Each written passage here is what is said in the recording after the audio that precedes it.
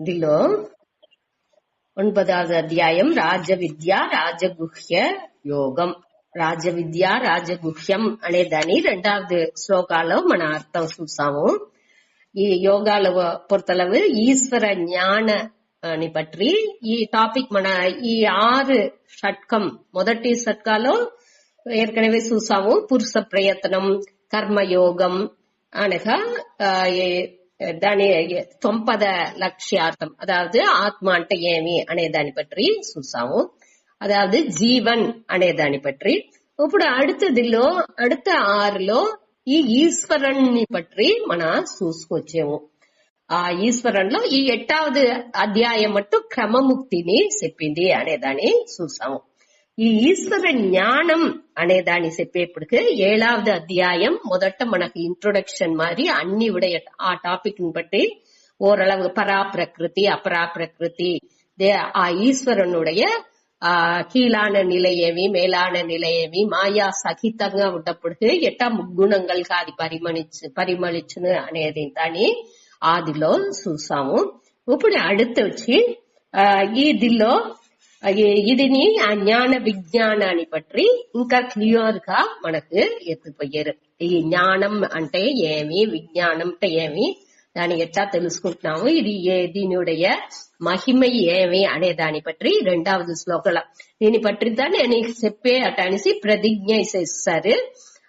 అది తెలితే నువ్వు మోక్షాల్లోండి ఆ అశుభాల్లోండి మంగళం లేనిదిలోండి నువ్వు విడుబడితువు, మోక్షం అడంజితువు అనే దాన్ని భగవాన్ మొదటి శ్లోకాల ప్రతిజ్ఞ చేశారు.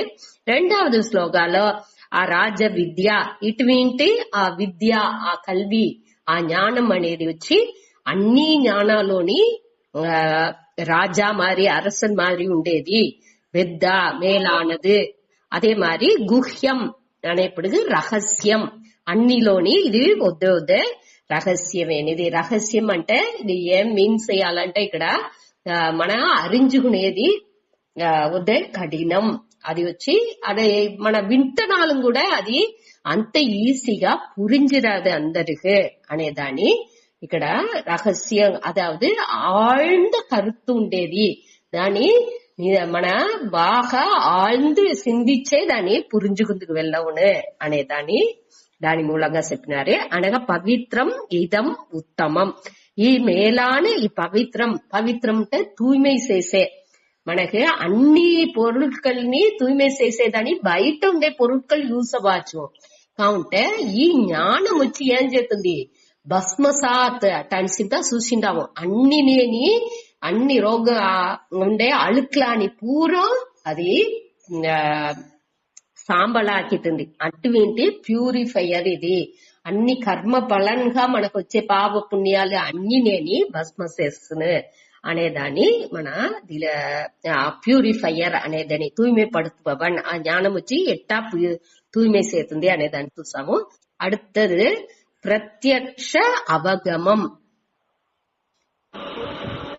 ప్రత్యక్ష అవగమం అనేప్పటికీ అది నేరడిగా మన ఉణర్ந்து అనుభవించింది ఉండట్టుగా ఉంది. ఎట్టా మన ఇన్బ తుంబాల్ని అన్ని అనుభవించేమో అదే మరి దీనిని ఈ జ్ఞానాన్ని మన నేరడిగా అనుభవించింది వెళ్ళవును, అదల్లో సందేహం లేదు అనేదాన్ని మనం ఉణర్ந்து దాన్ని అనుభవించచ్చు. దానియుடைய ఆ అనుభవం అనేప్పుడు మన దానియుடைய బలంగా ఆ శాంతి, అపూర్ణత్వం, తృప్తి ఇది ఇంతని మన வாழ்க்கைలో ఆ జీవన్ ముక్తంగా ఆ విందుకు వెళ్ళవును అనేదాన్ని ఈ వార్త మూలంగా చెప్పారు.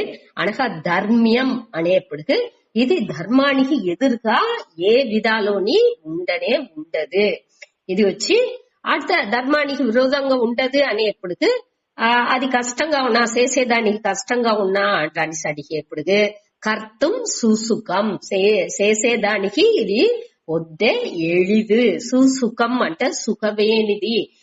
యాక్చువల్ ధర్మ్యం అనేప్పుడు ఆర్డర్లీనెస్ చెప్పేమిగా ఎట్టా ఈ జగత్ వచ్చి కంటిన్యూస్ గా ఒక మురై బద్దటికే అన్నినేని నడుతాంది. అన్నినేని ఆ నియది, ఆ ఉలగ నియదిలు ఎట్టా ఉందో దాని ఆ ఆర్డర్ లో అన్నినేని ఒழுంగా పోతా ఉంది. ఆ ఒళుంగులోండి మన ఏ విధాలోని మారకుండా ఉండేదే ఇక్కడ చెప్పారు. ధర్మ్యం అనే వార్తల మూలంగా అట్ట సరిగ్గా ఉండేదానికి మన నుంచి వెళ్ళవునా అది కష్టం కాదు. ఆ ఆర్డర్ ని మొట్ట పురించాల అనగా అది మారి మన నుంచి ఉండాలి అంటే మనకు ఎన్నో వెరుపులు అన్ని ఉండేదానికి మనకు అది కష్టంగా ఉన్నే అటానిసి మన ఫీలింగ్ వచ్చేప్పటికి ఇది ఏం చెప్పేదే కర్తం సుసుఖం. ఇది వచ్చి చేసేదానికి వద్దే ఈసీ. దేనికోసం ఈసీ అనేప్పుడు మన ఏற்கனவே కర్మయోగం చేసి చిత్తశుద్ధి అடைஞ்சிண்டாము. ఆ చిత్తశుద్ధితో ఈ జ్ఞానాన్ని அடுத்து ఉపాసனை అనే దానిని ఇప్పుడు చూసుకొచ్చేము.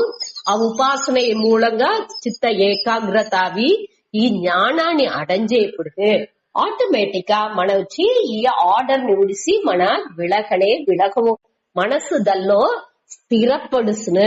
ఆ శ్రవణ మనన నిధిధ్యాసనం చెయ్యంగా ఆ అభ్యాసంలోనే మనం ఉండప్పటికి ఈ నిష్ఠై అనేది బాగా వచ్చును. అట్ట వచ్చేప్పటికి ఇది ఎళిదిగానే ఎట్టా డ్రైవ్ చేసే వాళ్ళకి ఆ డ్రైవింగ్ అనేది వద్ద ఈజీగా అవుతుంది. కొంచెం దినాలు మొదటనే అది కష్టంగా ఉన్నది అనగా అది ఆ పழகంగా అది ఎట్ట ఈజీ అవుతుందో అదే మరి ఇదిని ఈజీ అవుతుంది అనేరు. అంటే ఈజీగా ఉంటే అది అవ్యయం అழிஞ்சு போனா కొదవ ఇదిని మరి ఇదిని ఈజీగా తవ్వలేదు, ఈజీగా అழிஞ்சு పోనే அதே மாதிரி ఇదిని వేగంగా అழிஞ்சு పోనా అంటే ఇది వచ్చి అవ్యయం. ఏ విధాలోని ఇది అழிஞ்சது అటని చెప్పారు. అదావదు ఆత్మ జ్ఞానం అనేది ఏ దిల్లోని ఏ కొదవ బలంతో ఒప్పిట్టు చూసేప్పుడు ఇది వచ్చి ఏ విధాలోని ఇది అదే అழிంజదు. ఇది వచ్చి దీనికి తేవు అనేది లేనే లేదు అనేదాన్ని ఇక్కడ చెప్పి ముడిచారు ఈ శ్లోకం మూలంగా. அடுத்த 3வது శ్లోకం సుతాడి. ఈ 3 శ్లోకాల్లోని ఈశ్వర స్వరూపం அதாவது ஈஸ்வர ஞான மகிமை பற்றி ఇంట్రొడక్షన్ ఆ మున్నురై చెప్పుకొచ్చారు. ఈ 3வது శ్లోకాలో మొదటి లైన్ వచ్చి శ్రద్ధ అంటే ఆ నంబికై ముళు నంబికై చెప్పేమి ఆ గురువైగా శాస్త్రంపైగా అనగా ఇది చెప్పే విషయం ఈశ్వర జ్ఞానం మన జ్ఞానం ఆత్మ జ్ఞానం బ్రహ్మ జ్ఞానం దీని పట్టింత చెప్పే ఆ విషయాన్ని పైగా శ్రద్ధ పట్టేది అనగా దానిలో వచ్చే పలన్ దీని నుంచి ఈ బలం కండిపా వచ్చును అనేది తాని మనకు దానిలో తాని ఒక శ్రద్ధ ఉండేది వద్దే ముఖ్యం. ఆ శ్రద్ధనుடைய మహిమై పற்றி మొదటి వరి చెప్తుంది 3வது శ్లోకాలో. 2வது వరిలో సంసార స్వరూపం ఏమి అనే దానిని చెప్తుంది సుతాడి. అశ్రద్ధదానా పురుషాః ధర్మస్యాస్య పరంతప అప్రాప్య మాం నివర్తంతే మృత్యు సంసారవర్త్మని. అశ్రద్ధదానా పురుషాః ధర్మస్యాస్య పరంతప అప్రాప్య మాం నివర్తంతే మృత్యు సంసారవర్త్మని. అశ్రద్ధదానాః పురుషాః అదావదు ఇక్కడ మనకు ఈ మన శ్రద్ధాని పற்றி చెప్పారు. 4வது మన శ్రద్ధని పற்றி ఏற்கனவே 4வது అధ్యాయంలో 39, 40 శ్లోకాల్లో చూసిండాము. అదే మరి 3வது అధ్యాయంలో 31வது శ్లోకాల్లోని దాని పற்றி చూసిండాము. మీకు ఒక ఫోటో వాట్సాప్ లో పంపిందా 3வது శ్లోకాల్లో ఉండే వార్తలు ఏ వార్త ఇది ఎక్కడెక్కడ వస్తుంది అనే దాని పற்றி దాన్ని మీరు చూసి ఊరిగా దాని పట్ల ఒక ఐడియాని అది చూసేప్పుడు మీకు తగుళ్ళు అంతే. దానిలో ఉండే పర్పస్ దాని గురించి మన వద్దే ఇది చేయాల్సిందంతా మనకు అవశ్యం లేదు. అది వచ్చి మనకి ఎక్కడెక్కడ దీని పట్టి ఇచ్చిండారు దేనికోసం ఇచ్చిండారు అనేది ఇంత మనం పురుంజుకున్నా ఉంటే ఇంకా మనకు వచ్చి ఆ క్లారిఫికేషన్ బాండ్ అనే దానికే ఇది వచ్చి మన చేసేము. ఇప్పుడు 3வது అధ్యాయంలో కర్మయోగాల్లో చెప్పేప్పటికి శ్రద్ధావంతః అనసూయంతః అనే దాన్ని పట్టి 31, 32 రెండులోనేని మనకు చెప్పినారు. దానిలో వచ్చి ఏమే మతమితం నిత్యం అనుతిష్టంతి మానవాః శ్రద్ధావంతః అనసూయంతః ముచ్యంతే తేపి కర్మభిః. అదావదు శ్రద్ధతోని కురై చెప్పి మునుమునుతగండ ఉండారో వాళ్ళు అటు మారి ఉండే మనిషిలు నా వழிని పిன்பற்றி నా వழிని పిன்பற்றி ఏం చేసేరు, నా వழி ఆ దేవుడుடைய వழிని ఎవరు పిன்பற்றేరో వాళ్ళు వచ్చి ఆ செயల్లోండి విడుబడితున్నారు. వాళ్ళు ఈజీగా ఆ కర్మ బంధాలోండి విడుబడితురు అనేదాన్ని 31లో చెప్పినారు. அடுத்து 32లో దోర్ కొర చెప్పుతా ఉండారో ఆ అభ్యసూయంతః అనేప్పటికీ మన అనసూయవే అనేసి మొదటి శ్లోకాలు చూసాము. ఇంకా అనసూయవే అంటే ఇప్పుడు మన అందరికి పేరు పెట్టడానికి అనసూయ అట అనిసింత పేరు పెట్టారు. యాక్చువల్ గా చెప్పాల్సింది వచ్చి అనసూయవే అట అనిసే చెప్పాలట. అనసూయ అట అనిసే చెప్పాలి. మనం వచ్చి అనసూయ అని చెప్పేము అట్టలేదు. అనసూయ అంటే ఆ కుర చెప్పకుండా ఉండేవాళ్ళు అట అనిసి అర్థం. అత్రి మహర్షియుடைய పెళ్ళం పేరు అనసూయ. அதாவது அத்ரி అంటే త్రీ అంటే மூன்று అర్థం. అత్రి అంటే ఈ మూడు వகையான భేదాలు లేని వార్తండు అటాన్స్ అర్థం.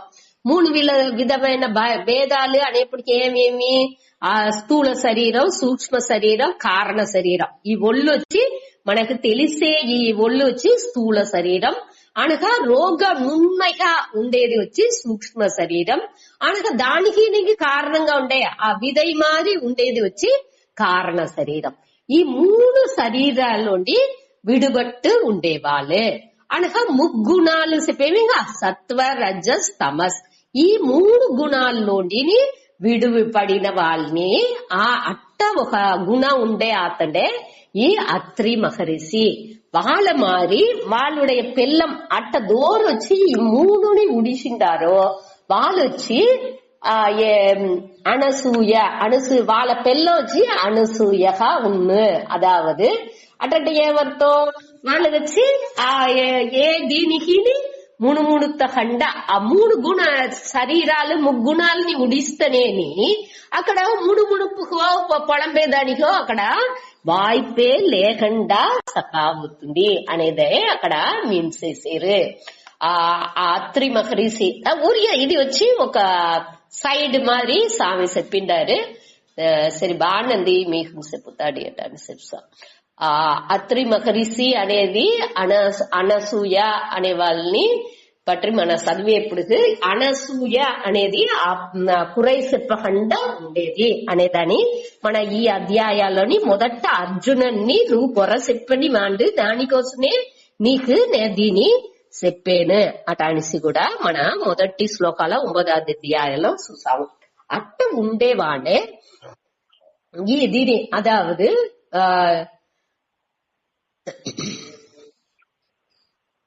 నిమిషం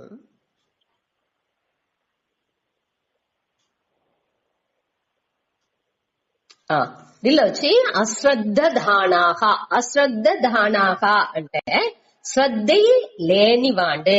మన 4వ అధ్యాయాల్లోని శ్రద్ధ 3వ అధ్యాయంలో చూసి దాన్ని చెప్పిన 4వ అధ్యాయాల్లోని ఈ శ్రద్ధని పట్టి చెప్పిండారు. ఆ దల్లో శ్రద్ధని పట్టి చెప్పేప్పుడు ఏం చెప్పినారు 4, 40, 39, 40 రెండు శ్లోకాల్లో దాన్ని చెప్పినారు. శ్రద్ధావాన్ లభతే జ్ఞానం. దోరుగా ఈ శ్రద్ధ ఉందో వాళ్ళ నుంచే ఈ జ్ఞానాన్ని అడంజిందుకు వెళ్ళవనే అట అనేసి 39లో చెప్పినారు.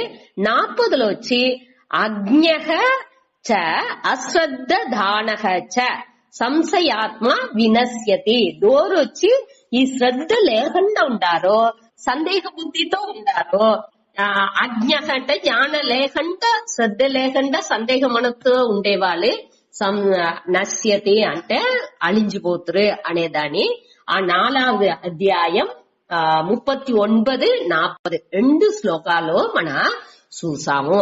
అడితే ఈ శ్రద్ధయినుடைய మదిపు మహిమయిని మన దిల్లోండి పురించుకోవచ్చు. శ్రద్ధ అనేది ఆ నంబికై ఏదిల్లోని మనకు ఆ నంబికై ఉండప్పుడే దానిలో మనకు ఒక స్వారస్యం ఒక ఇంట్రెస్ట్ అనేది మనకు రోగా క్రియేట్ అవును ఉరువాహను. ఆ ఇంట్రెస్ట్ ని పెట్టి మన అభ్యాసం చెయ్యంగా మన ఆ దీని అడంజేదానికి ఉండే తహుదిని ఆ పక్వాన్ని మన అడంజుతూ దానికే ఈ శ్రద్ధకి ఇంత ముఖ్యత్వం ఇచ్చారు. మన ఆ జ్ఞానానికి అడంజేదానికి ముందాతి ఉండే భావనే ఇది.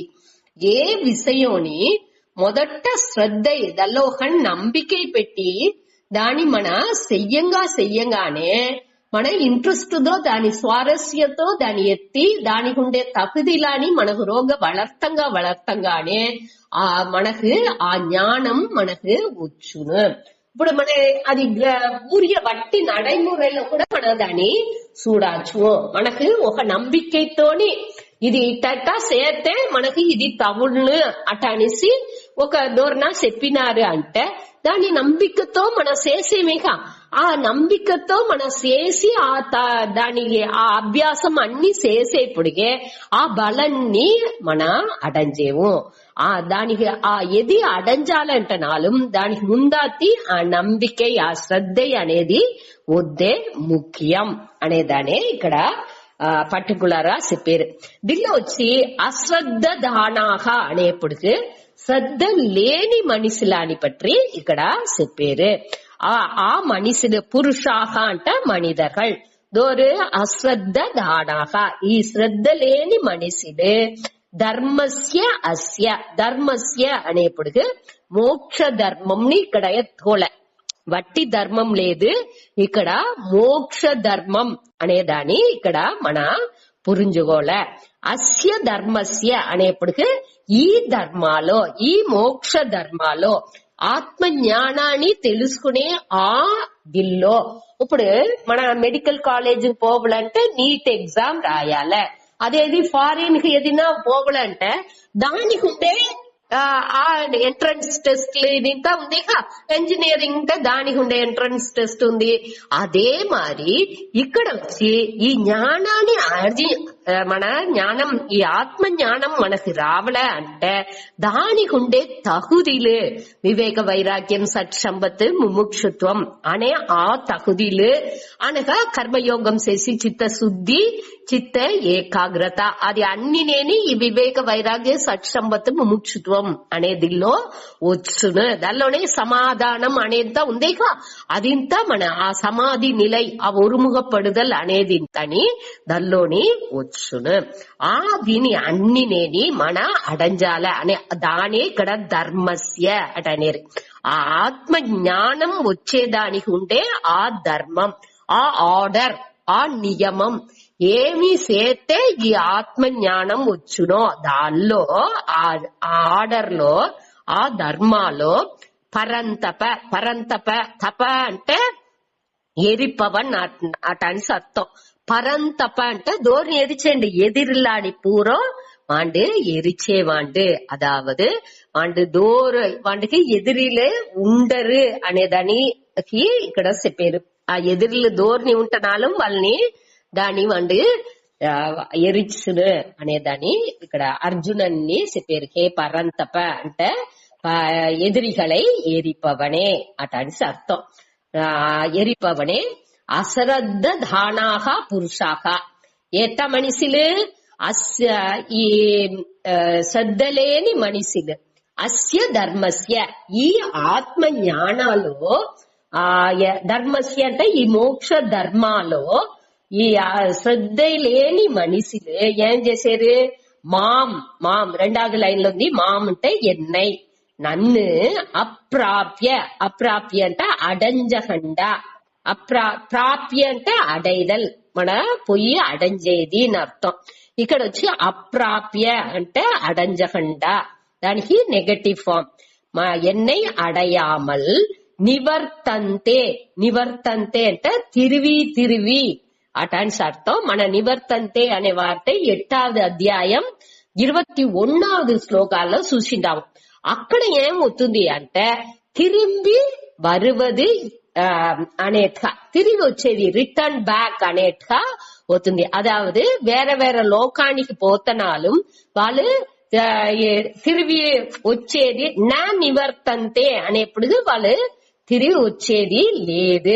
ఆ బ్రహ్మలోకానికి పోయే వాళ్ళ దూరం వాళ్ళు తిరిగి వచ్చేది లేదు అనేట్గా సుసముద్రంలో 8:21. కాబట్టి ఇక్కడ నివర్తంతే అంటే ఏం అర్థం అంటే నిశ్చయేన ఆవర్తంతే, అదావదు కంటిన్యూస్ గా దల్లోనే தொடர்ந்து దల్లోనే ఉండేది అని అర్థం. అదావదు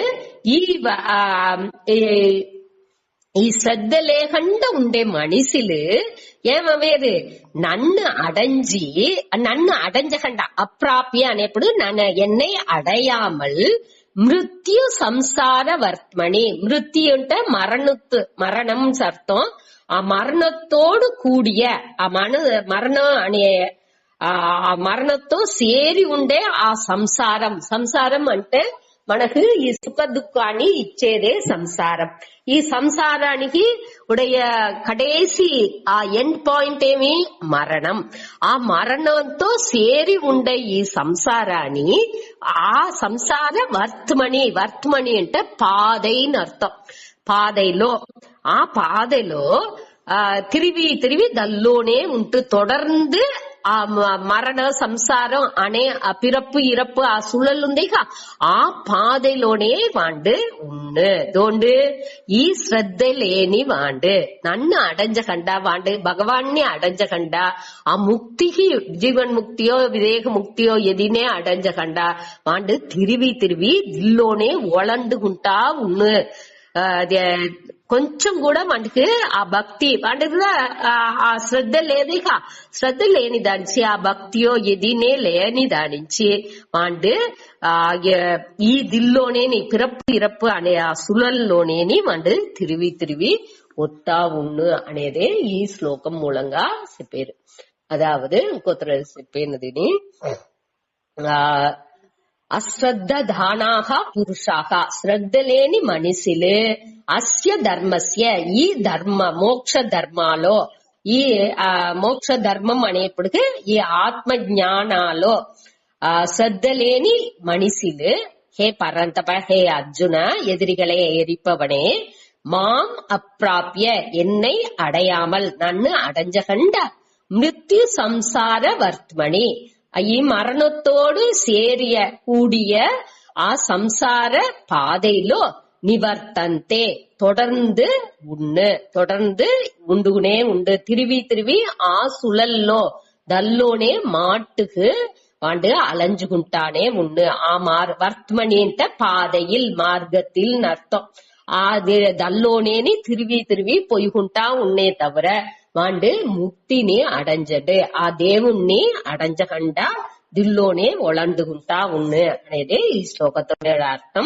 ఈ దిల్లొచ్చి ఇంకొక మెయిన్ పాయింట్ ఏమి స్వామి చెప్పినారంటే ఇప్పుడు దేవుడి పైగా ఆ శ్రద్ధ అనేది వచ్చి ఇప్పుడు ఒకరి ద్వారా అడిగినారంట do you believe in God మీకు దేవుడి పైగా నంబికై ఉందా అట అనేసి ఒక మహాంతో ద్వారా అడిగేప్పుడు అతను బదులు చెప్పేప్పుడు నో లేదు because I know there is God లేదు అని చెప్పి ఏం బదులు చెప్పిండారే దేనించింటే నాకు దేవుడు ఉండారు అట అనేసి తెలుసును అట.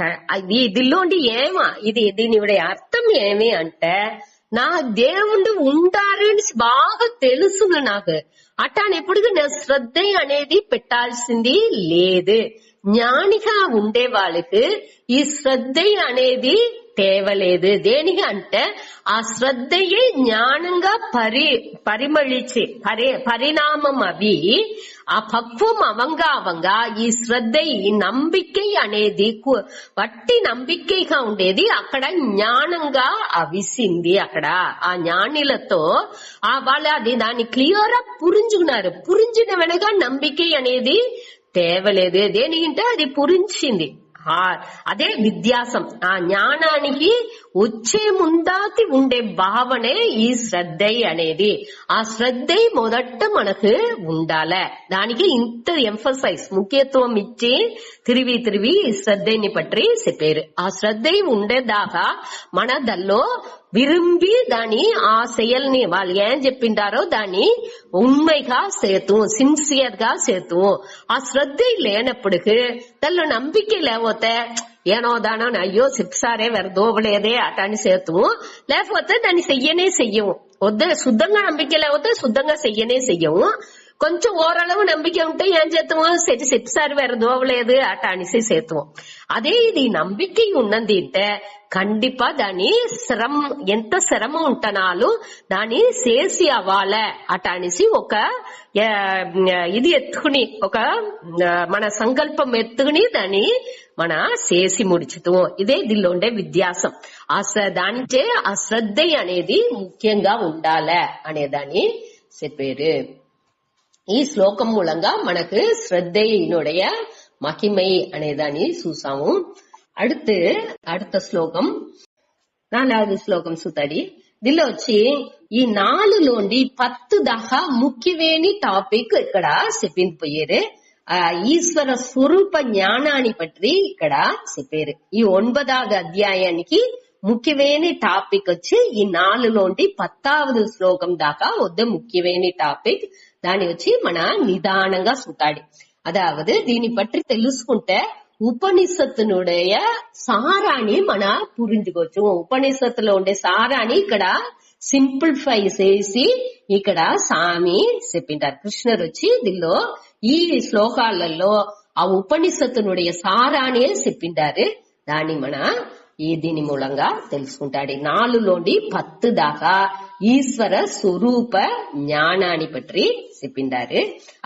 అదేనే మన 7వ అధ్యాయంలో పరాప్రకృతి అపరాప్రకృతిని ఏం చూసిండామో ఎట్టా స్టెప్ బై స్టెప్ గా నిమిత్త కారణం ఉపాదాన కారణం అనక అభిన్న నిమిత్త ఉపాదాన కారణం వివర్త ఉపాదాన కారణం ని చూసామేక దానియుடைய విளக்கడే ఇక్కడ అని అవుతుంది. ఎట్ట ఈశ్వరుని ఈ జగత్ ఈ ఉలహానికి ఏం సంబంధం అనేదాన్ని ఈ శ్లోకాల మూలంగా మన తెలుసుకోపోయాము. మొదటి సక్కం మొదటి 6 అధ్యాయాల్లో ఆత్మ అంటే ఏమి, అనాత్మ అంటే ఏమి, ఈ ఆత్మ మనకు రోగం ఉంది, ఆ ఆత్మాన్ని ఈ అనాత్మ అనే ఈ శరీరం అన్నినేని మూసుకుంది అనేటుగంతా చూసాము. ఈ ఆత్మనుடைய ఇయల్బు ఏమి అనేది నాకు రోగం ఉండే ఆ జీవాత్మ ఎప్పుడు పట్టదు ఎట్టా ఉంది దానియుடைய ఇయల్బు ఏమి అన్నిని పట్టి మన చూసాము. అదే మరి ఇక్కడ ఈశ్వరంట దోరు అక్కడ వచ్చి ఆత్మ అనాత్మ రెండుని పట్టి చూసాము. అదే మరి ఇక్కడ వచ్చి ఈ సగుణ ఈశ్వర నిర్గుణ ఈశ్వరన్ ఈ రెండునేని పట్టి చూడపోయేము.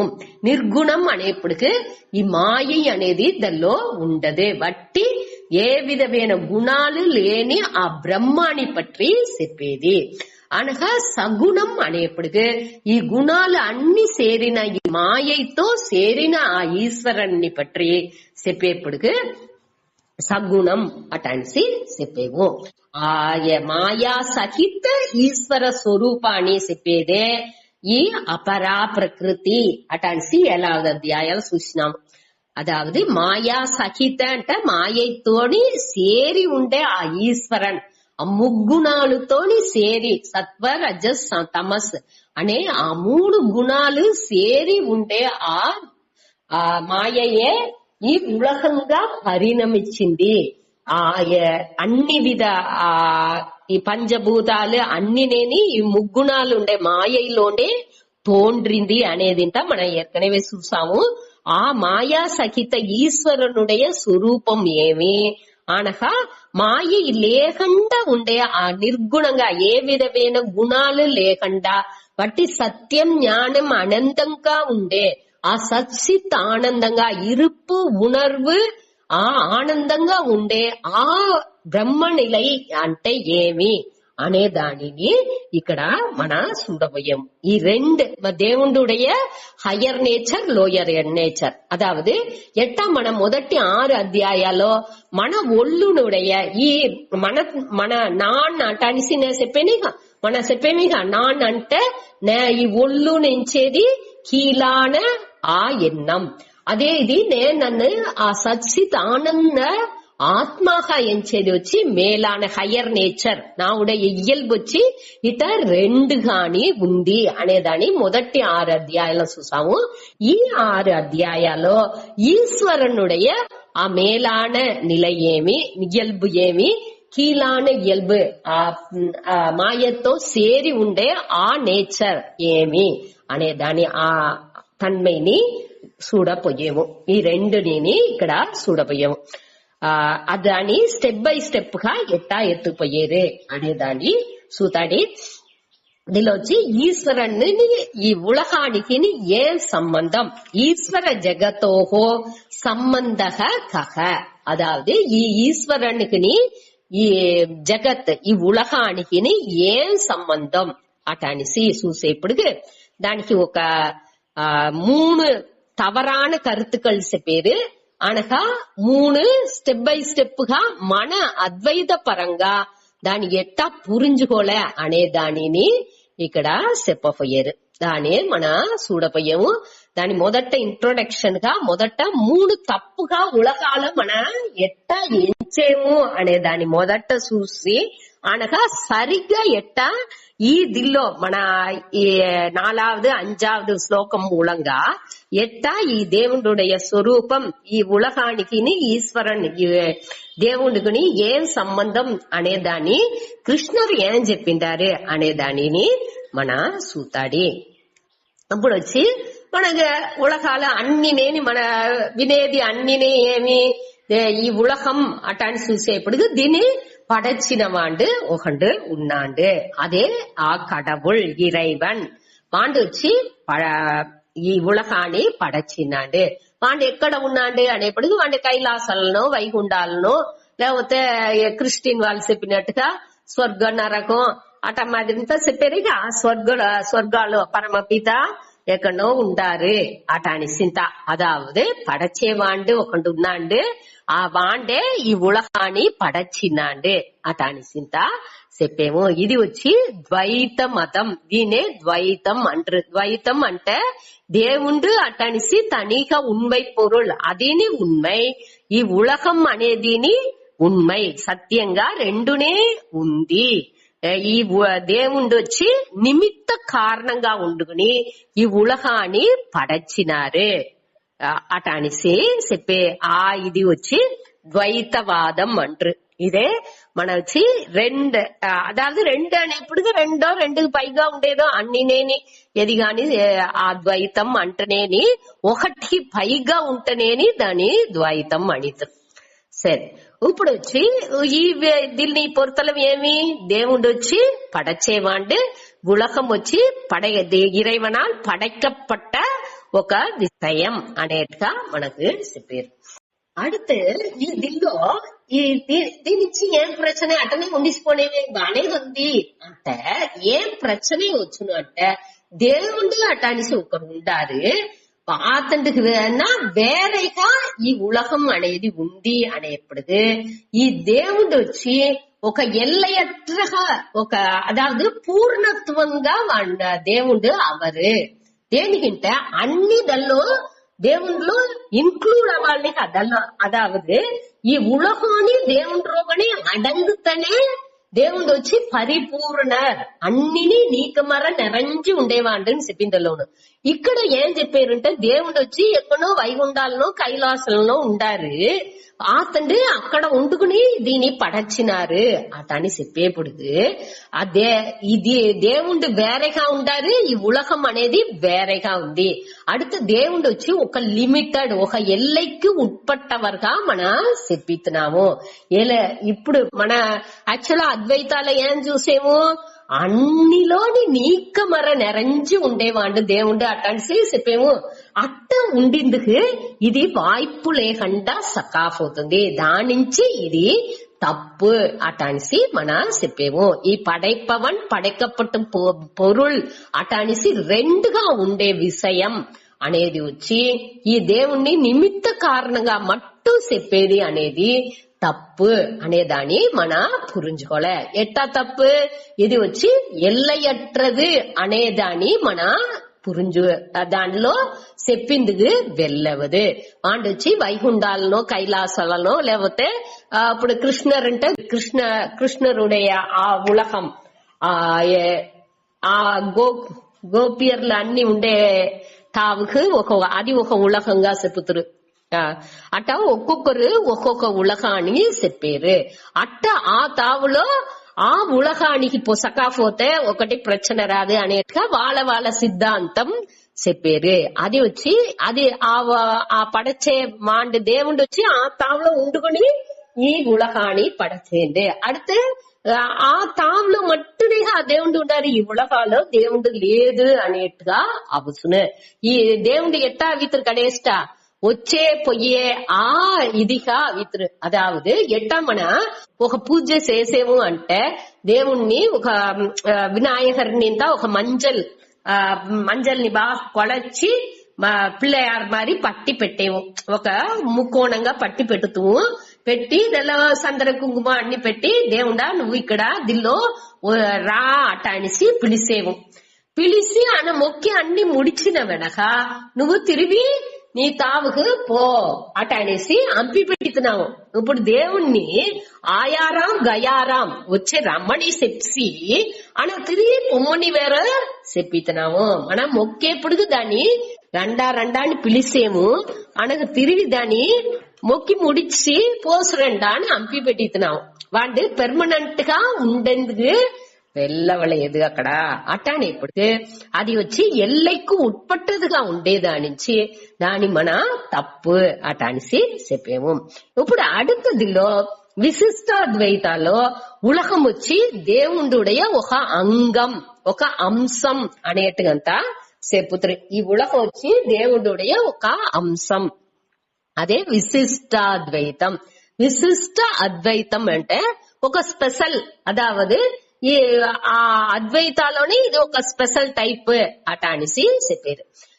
దీనిలో వచ్చి ఒక అంగం అనేప్పుడు ఈ ఉలహం వచ్చి ఆ విరాట్ స్వరూపాన్ని పట్టి మన ఇంకా చూడపోయేము.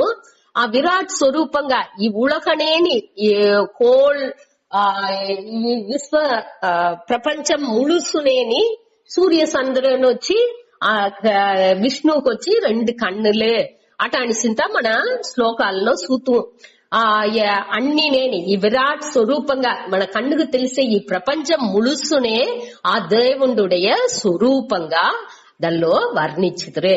అట్ట మరి అన్ని ఒక్కొక్క ఈ ప్రపంచాల్లో ఉండే అన్ని నేని దేవుడుடைய అంగంగా అంశంగా అవసునే. ఈ ఉలకం ములుసునే దేవుడుடைய ఒక్కొక్క పార్ట్ గా అవితుంది అనేట్టుగా చెప్పారు. అదే విశిష్టాది అంశంగానే ఈ జీవర్లు పూరా ఉండారు. ఎట్టా వచ్చి నెరుపు పెద్ద ఐందారలో ఒక్కొక్క సిరివి నెరుపు తుళిలు ఉండేగా అది మారి అన్ని జీవనులని ఆ దేవుడే అంశంగా ఉండారు అనేట్టుగా చెప్పుతారు. ఇది వచ్చి విశిష్టాద్వైతం. దీనిలో వచ్చి దీనిలో ఏం ప్రాబ్లం అంటే ఈ అంగం బాధికపడితే ఈ అది అన్ని నేను ఇప్పుడు దీనికి అంగంగా ఇప్పుడు మన వేల్లో ఏదైనా ఒకటి పెట్టి పడిసింది అంటే మనకుని ఆ పోటు అనేది వస్తుందేకా. ఏదైనా ఒక తావులో కడువు పోటు అంటే ఆ పోటు మనని ఏని బాధిస్తుంది, టోటల్ మనిషికి ఆ బాధింపు అనేది వస్తుంది. అదే మరి ఈ దేవుడుடைய అంగంగా అందరూ ఉంటే అన్ని మనుషులుடைய తుంబం సుఖ దుఃఖం అన్నినేని ఆ దేవుణ్ణి బాధించినాయిగా. అది దేవుడు అడితే సుఖ ఆ పేరు ఆనందాలు ఉండేవాడు నీకు అట్టా చెప్పింది అట ఆ ప్రచனை వచ్చును.